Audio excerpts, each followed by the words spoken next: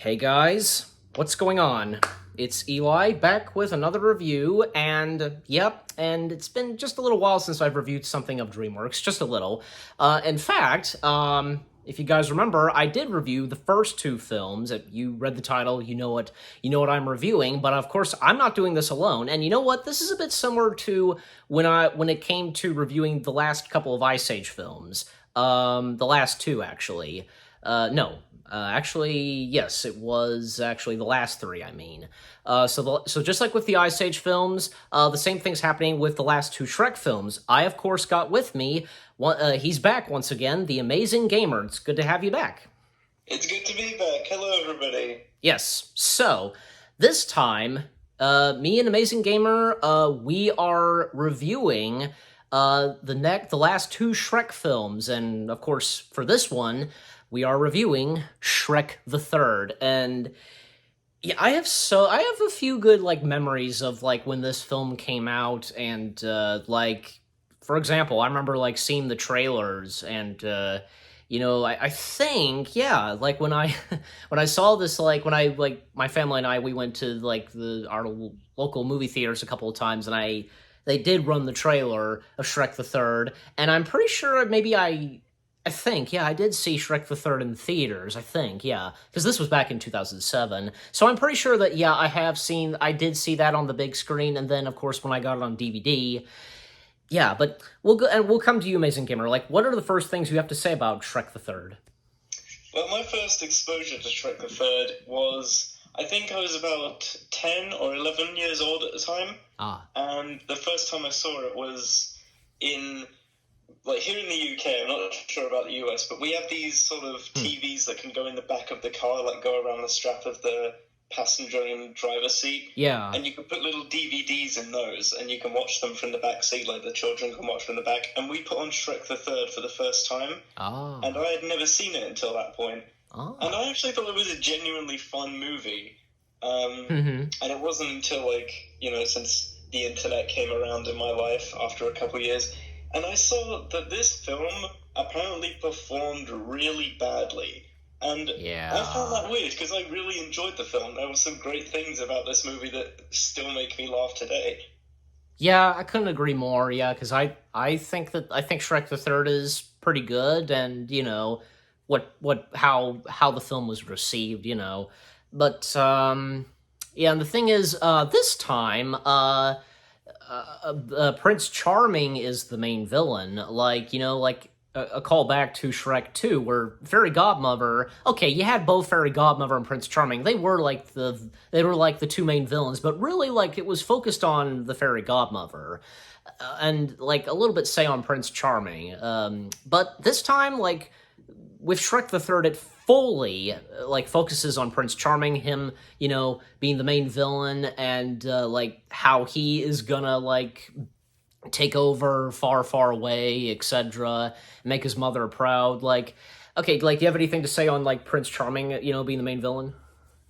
Yes, because I remember when I first saw Shrek 2, that I was like, oh, I hope the next one has a lot more Prince Charming, because his one-liners were pretty funny.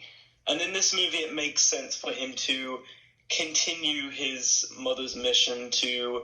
Because the fairy godmother wanted Charming to marry Fiona at the end of Shrek 2 and have him be the ruler of Far, Far Away. Yes.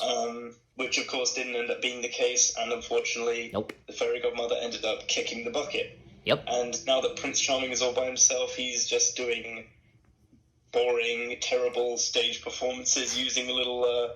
wooden horse, but it's not an actual horse, it's just a wooden horse head on a stick, a broomstick or something. Yeah. And of course, everyone sees him as a joke. Yeah, and when they see, somebody dressed up as Shrek, they just cheer on for, that guy dressed as Shrek. Yeah, and, I think just after that, he has some sort of idea, I can't remember exactly, but there is an idea he has to... marry one of the princesses, because there are quite a few princesses in this movie. Yeah. There's Snow White, Sleeping Beauty, just to name a few. Even Fiona's mother even takes a main role in this film, which is pretty fun. Yeah, Snow White, Sleeping Beauty, well, Aurora, that is. But there was also Rapunzel and Cinderella, and even Doris was there too. Oh yeah, and Doris. Yeah, I think we did briefly see the Ugly Stepsisters. I think they return, or at least one of them returns in this movie. As the bartender again. Well, both of them do, like, I think, like, yeah, because... Well, that's, I don't know, like, well, I think, yeah, the other, like, ugly stepsister that's at the Poison Apple, like, as the bartender is Drizella, but I'm a bit confused, like, and if you know this, like, is Doris, like, preferred to as Anastasia, or, like, what's the difference? I think Doris, I don't think they mention it in the movie, unless it's in, like, the credits or something. Yeah. I really find it funny, because I have to mention that, you know what, that Doris, like, okay, we all know that Doris is voiced by Larry King, but if you recall, the other ugly stepsister was voiced by Regis Philbin. Like, that was pretty funny. And, yes. yeah. Oh, and speaking of Regis Philbin, I gotta mention this. One time on David Letterman, when, like, Regis appeared, he was dressed up as Shrek, like, makeup and so on. Yeah, there's a clip of that on YouTube if anybody has seen that. But anyways, okay, and here's another thing. Like, okay, obviously we have to bring this up. You know, the sudden death of King Harold. You know, Fiona's dad. Yeah, and this also right before we see that as well. The first joke in the movie that Shrek makes is before we go down and see him on his deathbed in a pond, because he's still a frog by the end of the second movie and is still in this movie. Correct. And Shrek gets a knock at the door saying, well, somebody better be dying. I'm dying. Yeah, like, ouch. Like, spoke too soon. Yeah, and so, like, and another thing is that, okay, with the sudden passing of King Harold, like, okay, like, Shrek is, like, to be the next, you know, to take the throne, but Shrek really doesn't want to do that, and there's, like, another solution, and that, of course, being Arthur, and so, you know, Shrek, along with Donkey and Puss in Boots, go off to find Arthur, but between that, like, Prince Charming, he rounds up the villains at the Poison Apple. Yeah, he does, and, when watching that film again a few days ago, I got massive Infinity War vibes. It's like, oh, it's like a bunch of the villains teaming up against the good guys. This is a genuinely good idea for him to do. And he nearly got himself killed, actually, trying, until he actually said, like, Captain Hook, what happened with Peter Pan? Or Rumpelstiltskin, where's that last bet you promised? And it's like, who wants their happily ever after? And we'll take down Shrek together. It was a really cool scene. Yeah. Three things about that sequence that I've noticed, and I assume you have too. Like, okay, one quick one is that you realize that the evil queen is actually voiced by the same, like, voice actress who voices Disney's Wicked Queen, but of course she does the voice a bit different for this Wicked Queen. Yes, I did notice that as well. Second, did you notice that Red Riding Hood was there? Yeah, for whatever reason, Red Riding Hood is doing a bit of pickpocketing and smuggling and stuff in this universe. Yeah. The thing is that, okay, we know that the wolf, he's with, you know, the good characters, you know, from the pigs and Gingy. And the interesting thing is, we see that, you know, Red is at the Poison Apple hanging with the villains. Like, I guess there's a twist. I guess so. Yeah. And number 3, the most notable one, Rumpelstiltskin's appearance in this, and when we would see Rumpelstiltskin in the 4th film. Yes, I've always talked about that with my brothers as well. It's like, he looks very different in this movie compared to the next movie. Yeah. Because I didn't think that they'd have any idea that they'd make Rumpel the villain, but I just prefer the fourth movie's design in comparison to this one. Yeah, definitely. I guess, well, at that time, like, well, this was just a couple years before Shrek the Shrek Forever After, and like we didn't know that movie would happen. I'm sure DreamWorks at one point didn't know, and at that time, and with Rumpelstiltskin's appearance, like I could go on. Also, one other big thing that goes on in this film: Fiona is pregnant. Yes, and Shrek gets massive anxiety about being a father, leading up to that classic nightmare segment that everyone is memed to heck and back. Yes, that dream, that nightmare, the Shrek's nightmare. Like, what do we have to say on that?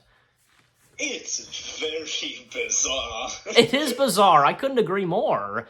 I do recall that when in one of the trailers, like I think its first trailer, like there's just a little like a tease of it. Like, okay, they didn't really like the trailers didn't give anything like what was to happen in the third film, but like one last shot, of course, is where a baby stroller rolls up and like Shrek like sees what in the baby stroller and oh no, and like vomit just shoots out. Yeah, there's just a massive unrealistic amount of green ogre vomit shooting at Shrek's face. I know. I remember my dad just losing it at that scene.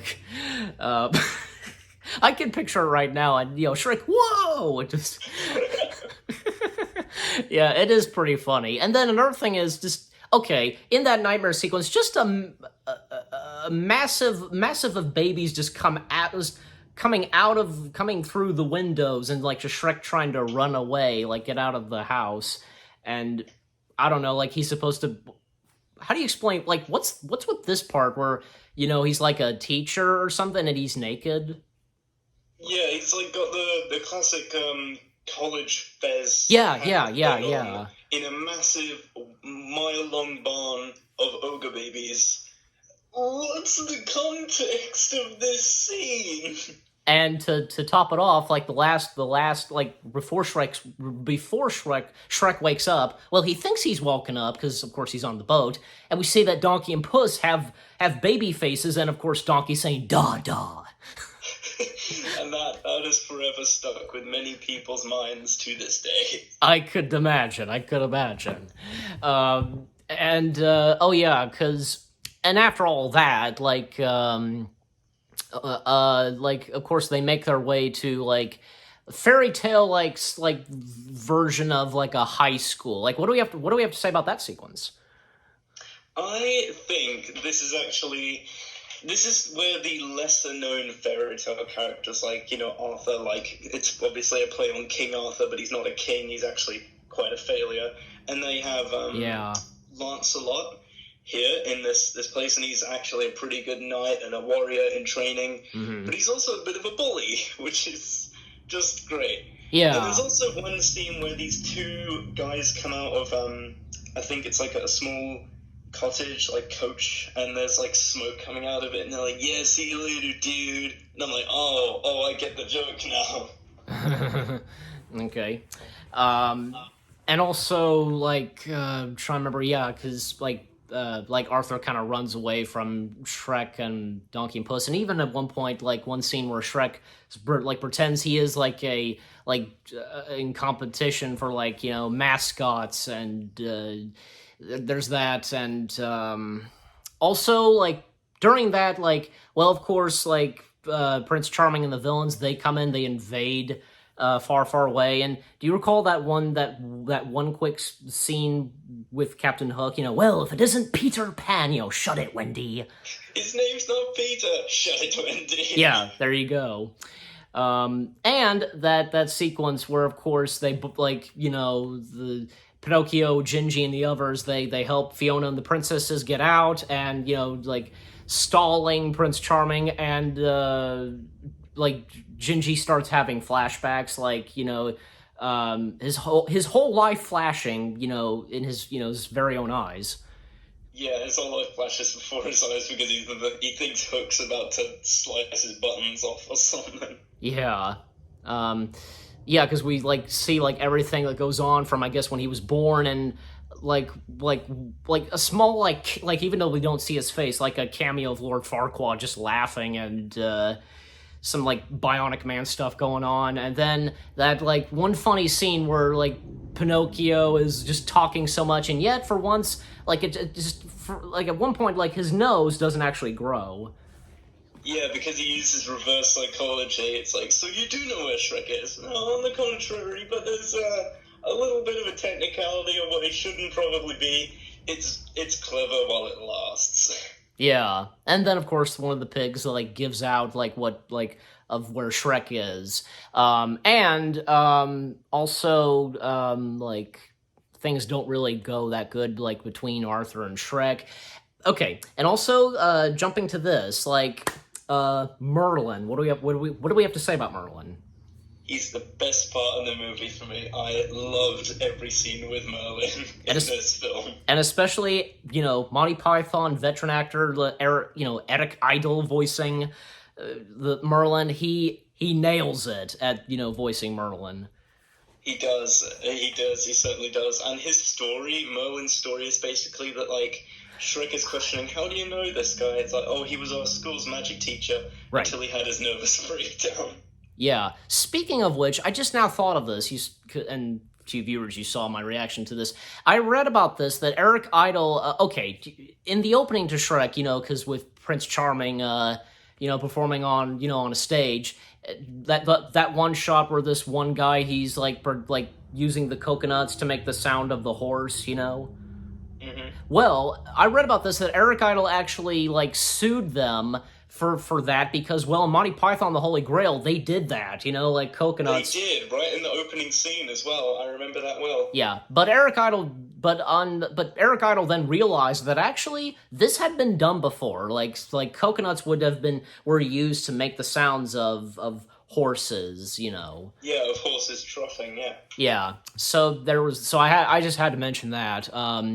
And something. Oh yeah, because when the villains at one point do come in and try to capture them and kill Shrek, and I also like that one quick part during that fight where just out of nowhere Merlin plays on the piano with Hook. Where Merlin's playing the piano with a huge smile on his face.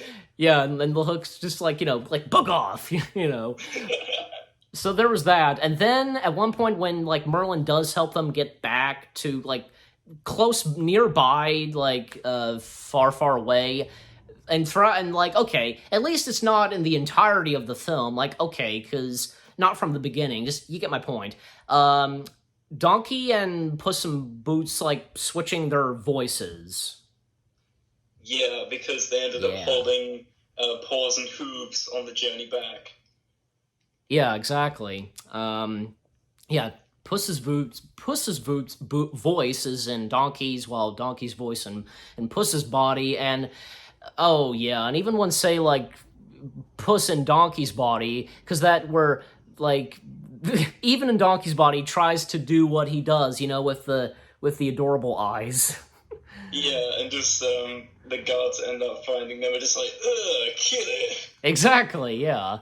And then of course, eventually they meet Prince Charming, and another thing is, one of the princesses, Rapunzel, turned out to be a traitor. Yeah, because she ends up, she's basically easily fallen for Prince Charming. I think that was briefly foreshadowed earlier in the film. And she's like, meet the new queen of Far, Far Away. And the rest of the princesses and Fiona and her mama are all locked up. Yeah, exactly. And, the same thing happens with Puss and Donkey, but, and apparently, Shrek had, pretended that, he was basically, of course, Arthur didn't know about this, but, Shrek pretended to, I guess, lie to Arthur and so on, and it's Arthur leaves, and, Shrek, he's, gonna be being placed for, what Prince Charming and the villains have planned for tonight, a performance, and, and one thing is, it's a pretty funny scene where, Fiona's mom, what was Fiona's mom name again? I forget. Oh, I can't remember. I remember John Is Cleese. it? Wait a minute. Is it much in the second film? Wait a minute. Is it Lillian? Is that right? I think it's Lillian. Okay, but that one scene where she, old lady coming through and she like smashes like the brick wall, like the cement wall, like brick walls, I guess, with her own forehead. Yeah, so it's easy to see where Fiona got her fighting moves from. Exactly, even like Fiona's mom establishing that. So and of course they're ready for action, and oh gosh, this scene is hilarious too. Snow White like distracting the two trees, Yeah, calling on the animals of the forest to attack them. Yeah, I think that was another like scene too that I think because my dad cracked up at that, and I think he said that like Snow White was one of his favorite characters in Shrek the Third. And also I'd also like to quickly point out that because when they free when Donkey and Puss, they free Donkey's babies, Donkey and Puss's body, my babies, and they go running up to Donkey, but although it's Puss. Yeah, and he's like, hey! And the donkey babies just look at Puss so confused, like, what? Exactly, yeah. And that whole sequence with that, like, stage, like, performance and so on, like, what do we have to say about that sequence? It is a really neat sequence, because basically Charming, he's been, like, while Shrek has been imprisoned below the stage, Charming has been practicing putting his proper, like, as we saw at the beginning of the movie, doing a play, slashing Shrek into action, and now it's actually got a huge budget, and he's ready to actually kill Shrek in front of an audience for real. Oh yeah, and a little bit earlier, as they were like setting everything up, the Cyclops, like, and this is like okay, because still connecting with Shrek, still fearing about becoming a parent, like yeah, like. Cyclops has a daughter. You know that sequence? Yeah, she's got your A. Yeah, exactly. So that and because again it does connect with Shrek, like still like kind of fearing of of like when he's a dad and so on. Well, that's when a little bit later on, like oh gosh, like when Shrek does like is lifted up, and as the show is going on, like these guys with like hand painted like letters, Shrek, and one of them like gets shot with an arrow, just like with an arrow. I think that's a way of like saying shut up, sit down. Yeah. Basically, of course, all the like the fairy tale creatures, Pinocchio, Gingy, like oh gosh, like. Well, when Gingy, like, makes his appearance, he accidentally, like knocks off, causes Rapunzel's, like, wig to fall off, I guess. And she's bald. Yeah. Yeah. Never thought I'd see Rapunzel being bald. Yeah, that's the last we see of her, apparently. And, of course, Fiona and the princess is coming in, and then Arthur coming in, too, and convincing and, telling the villains that, they don't have to be villains, I guess, and from the Headless Horseman, I've always wanted to play the flute, and the Wicked Queen saying I wanted to open a sports bar, in France, and I'd like to open a spa in France. A spa, thank you for correcting me. And so the villains are redeemed, and Prince Charming is not giving up. He almost kills Arthur, but of course Shrek stops him, and you think that he did stab Shrek, but no, not really. And actually the dragon, because we didn't really talk about the dragon that much, the dragon gets to defeat Prince Charming by knocking the tower over, and he looks up to the tower and mummy, and okay, does that mean that Prince Charming is dead, or how do we make of that? I assume so, because we don't hear him yelling for help or anything. I don't know what the tower was made of, if it was just cardboard painted to look like stones, or if it was an actual stone tower. Right. And then Arthur, he does become, king of far, far away, and also Merlin does show up, and then he helps, Puss and Donkey, as they get back to their normal selves of their voices. It does work, but when they turn around, their tails are switched. Yeah, Merlin's like, oh, it'll wear off eventually. And I guess it does. And the epilogue, Shrek and Fiona, they finally have, ogres of their, ogres and like 3 baby ogres, and like what do we make of that sequence? I think it's a really nice sequence, and I think there is one of the one of Snow White's 7 dwarves that knocks on the door as a babysitter and just asks, "Where's the baby?" Yeah, I was gonna mention that dwarf because we saw that dwarf a bit early. I want to assume that could be Grumpy, don't you think? I think that's definitely Grumpy. I mean, judging by how the way his voice is, and like, where's the baby? And yeah, I also like it because there are some funny stuff that goes on in that epilogue and with the babies, especially when there's 3 babies, and of course that when Shrek and Fiona, they are changing the baby's diapers. Okay, like Shrek was done with 1 baby and Fiona 2, but when they do the next 2, like, well, wait a minute, like, and he accidentally gives Shrek. He gives Puss the diaper. I know, and the look on Puss's face, like, I beg your pardon. It's something like that.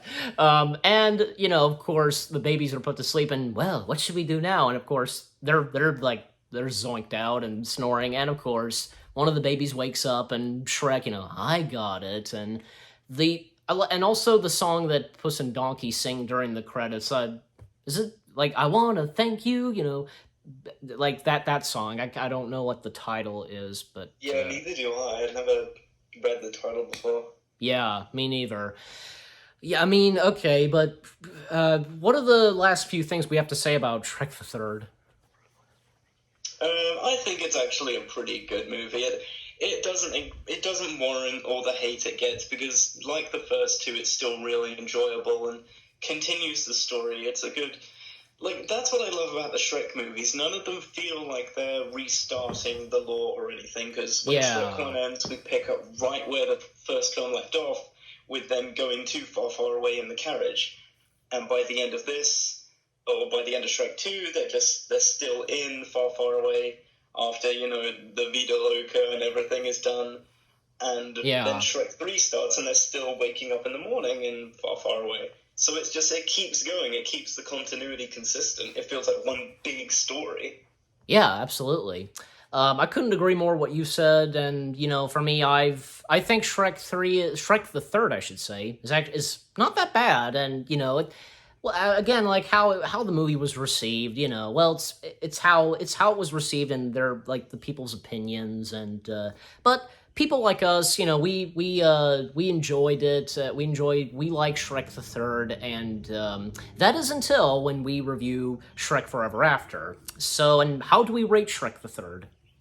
I rate Shrek the Third a 3 out of 5, I'd say. 3 out of 5? Quite appropriately, because it's a third movie, third number. Because it's got some... I mean, sure, there are a few scenes that drag on a little bit when, like, Arthur's monologuing to the whole college or high school or something like that. Yeah, and I think, Shrek is, like telling, like, Arthur, okay, now it's time to go, like, something like that. Yeah, Shrek had the right idea during that scene.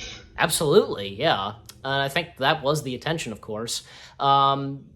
Okay, and for me, like, I'm giving this a 7 out of 10. Like, again, I think this is pretty good. Like, both me and Amazing Gamer, we have said what we've said of Shrek the Third, and until we return reviewing Shrek Forever After, the final Shrek film. So thanks Amazing Gamer for joining me reviewing the third Shrek film, and until we review the last one. No problemo. No problem. Yes. So. Thank you guys, thank you for watching. We hope you enjoyed me and Amazing Gamer's review of Shrek the Third. More reviews coming your way. They're going to be awesome. Keep looking forward, and we'll see you guys in the next video /review. Take care, and peace out.